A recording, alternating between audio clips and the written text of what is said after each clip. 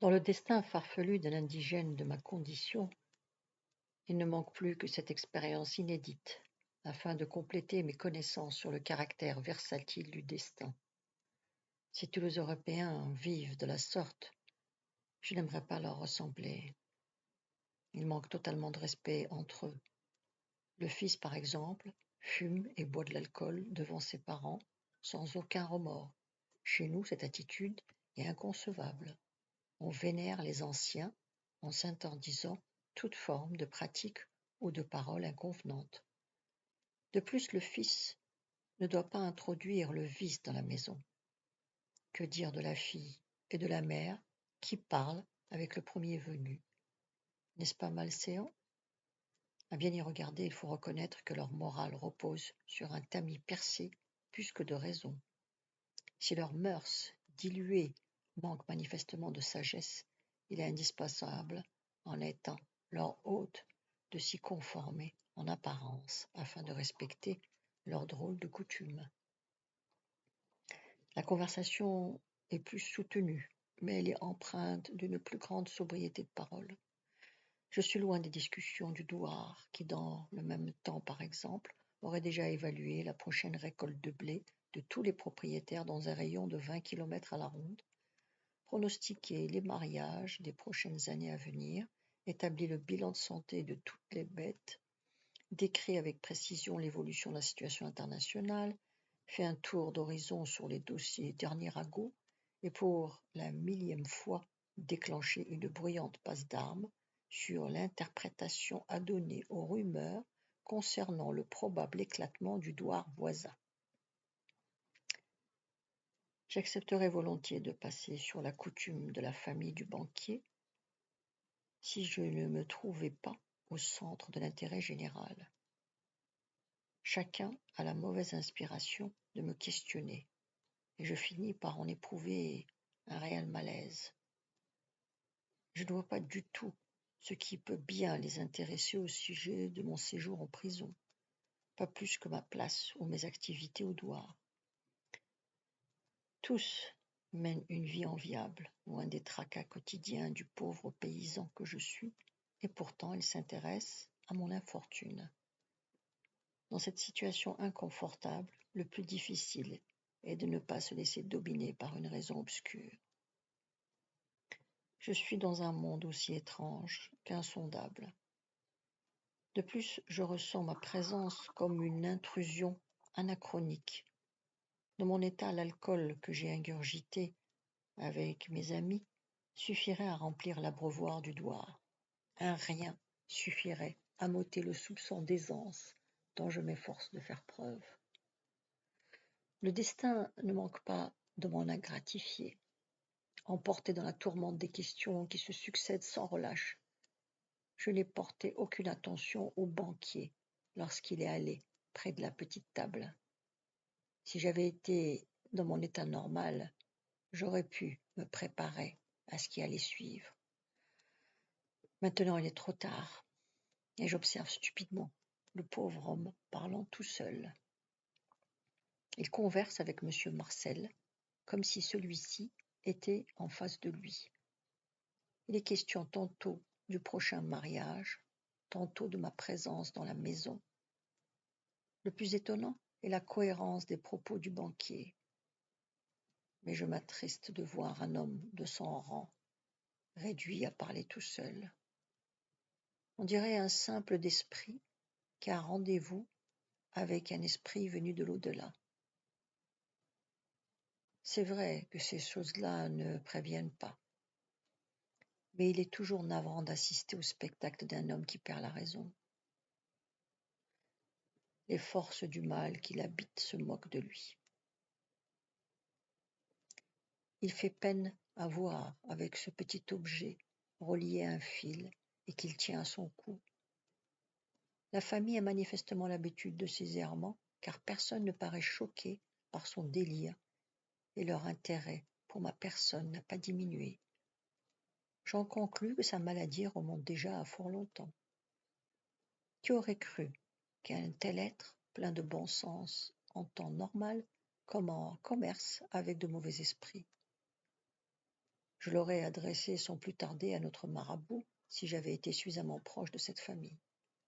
Notre marabout sait faire des miracles puisqu'il a coutume de vaincre les esprits du mal. Et s'il n'était pas parvenu, on aurait pu faire venir le marabout de Constantine. Le résultat aurait été garanti.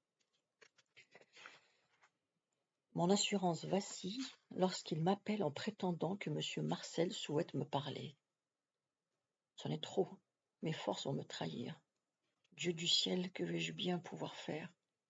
Livré à mon ivresse, je me résous néanmoins à affronter la situation. Je n'ai rien à gagner et à me dérober. La situation est assez embrouillée. Il n'est pas aisé de se prêter à cette parodie fantasque, mais que faire d'autre pour éviter de décevoir le pauvre homme déjà passablement perturbé? Je me résigne donc à aller au-devant de la folie, d'autant que les sollicitations de la famille ne me laissent guère le choix. J'espère seulement ne pas être obligé de jouer ce rôle grotesque trop longtemps. Ma dignité ne le supporterait pas. Le banquier me tend ce qui lui sert de lien avec les esprits. Devant mon hésitation, il me prie de le tenir près de ma tête et de parler à M. Marcel. De ma vie, je lui ai adressé la parole. Et voilà qu'aujourd'hui, je vais parler à cet homme qui se trouve à plus de 300 kilomètres.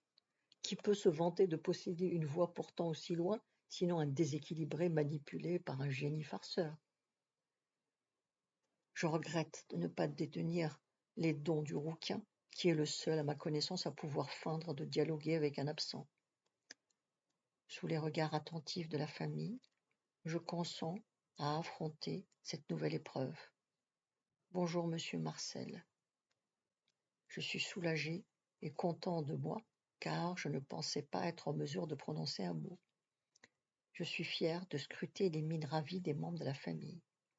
Je viens de redresser la situation en ma faveur. Que Dieu Tout-Puissant fasse que cela dure. Bonjour Youssef. Tel un enfant désarçonné par un âne recalcitrant, j'ai entendu la voix de monsieur Marcel. Là, je n'ai plus de raison de me réjouir. L'instant devient critique. Le banquier m'a transmis son ensorcellement sans que le doute soit permis. Je viens d'apprendre à mes dépens le fonctionnement de l'envoûtement. Monsieur Marcel, qui est à une journée de train d'ici, m'a salué. Je n'ai plus le cœur à parader. Je suis sûr de l'avoir entendu. Le fils du banquier, qui dès le début m'a pris en sympathie et semble avoir la même mentalité que les gens de chez nous, me confie amicalement.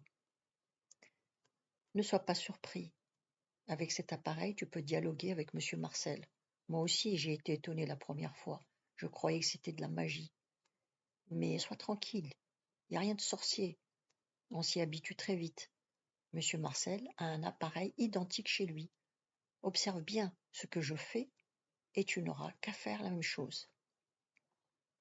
Il prend l'objet ayant la forme de la poignée d'une faucille à laquelle on aurait ajouté un œuf à chaque extrémité. Puis il colle sur son oreille droite la partie supérieure. Enfin, il prononce quelques phrases à l'adresse de monsieur Marcel devant l'œuf relié au fil. Ensuite, il me rend l'appareil en me suggérant de faire de même. Sous l'œil amusé du banquier, je fais le vide dans ma tête pour me consacrer à ce qui semble être une procession décadente des infidèles. Je transpire, les douleurs me lancent. Pourtant, il faut que je me sorte de là, la tête haute. Je ne dois à aucun prix leur montrer que j'ai sombré. Je pense à Rabat, qui, en apprenant ma lâcheté devant l'adversité, me bannira à jamais de sa mémoire. Monsieur Marcel? Oui, c'est moi. Bonjour, Youssef. Tu vas bien? Oui, monsieur Marcel. La patience possède bien des vertus, me dis-je. Attendons la suite. Très bien, Youssef.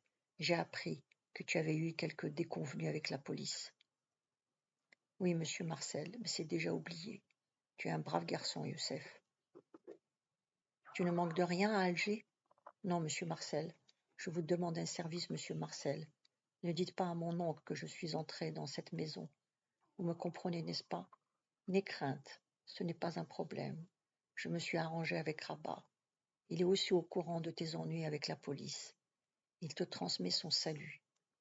Écoute-moi bien, Youssef. Oui, monsieur Marcel. Demain, toute la famille Soletti viendra chez moi lors de la célébration du mariage. Ils connaissent mal la route. Tu les accompagneras. Bien, monsieur Marcel. Je n'ai pas terminé. Tu resteras chez eux ce soir parce qu'ils doivent partir très tôt le matin. J'en ai parlé à Rabat et il m'a donné son accord. On fait comme ça? Oui, monsieur Marcel. Rabat a eu raison de te confier ce travail, Youssef. Tu es un homme de parole et j'aime les hommes de parole. Tu m'as rendu un grand service. Je n'oublierai pas ce que tu as fait pour moi. À l'occasion, je saurai m'en souvenir. Tu es la fierté de notre région. Allez, je vous attends demain tous chez moi. Faites bonne route. Au revoir, Youssef. Au revoir, monsieur Marcel. Comment ne pas croire ce que mes oreilles ont entendu? C'est à peine concevable. En regagnant mon siège, j'essaie de me persuader d'avoir bien parlé à monsieur Marcel. En m'asseyant, je regarde furtivement la famille, cherchant à détecter la farce. Ce n'en est pas une. Les chrétiens ont inventé là un incroyable appareil. Je me demande comment je pourrais présenter la chose aux gens du doigt sans qu'ils ne me traitent de menteur. La maison compte au bas mot une douzaine de chambres réparties sur 3 niveaux, de quoi satisfaire le besoin de changement fréquent d'une tribu nomade. Au rez-de-chaussée sont rassemblées les pièces utilitaires, le salon, la salle à manger, 2 cuisines, dont l'une réservée à l'usage des domestiques et 2 chambres attribuées à la cuisinière et à la bonne. Le gardien, quant à lui, dispose d'une petite bâtisse située au fond du jardin. Le premier étage est destiné exclusivement à l'usage de la famille du banquier. Les parents, le fils et la fille y ont chacun leur chambre. Le banquier y a également son bureau, une vaste pièce impressionnante par tous les livres qu'elle referme. Il y en a de partout, jusque dans les endroits les plus inaccessibles. Enfin, la salle d'eau occupe à elle seule l'équivalent de la surface d'une chambre. Elle contient une énorme cuvette qui est peu appropriée pour laver le linge. Le dernier étage est de moindre importance en raison de la place occupée par le balcon. Selon le fils qui me commente la visite, c'est la fierté de la famille. Il est vrai que de là, la vue de la ville et de la baie est imprenable.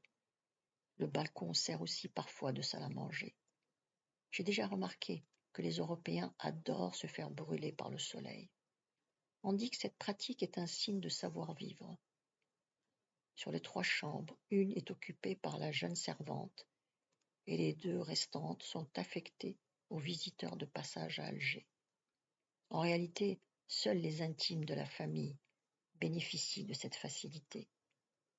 Le temps d'une nuit, je ferai partie de ces rares privilégiés. La suite demain à la même heure.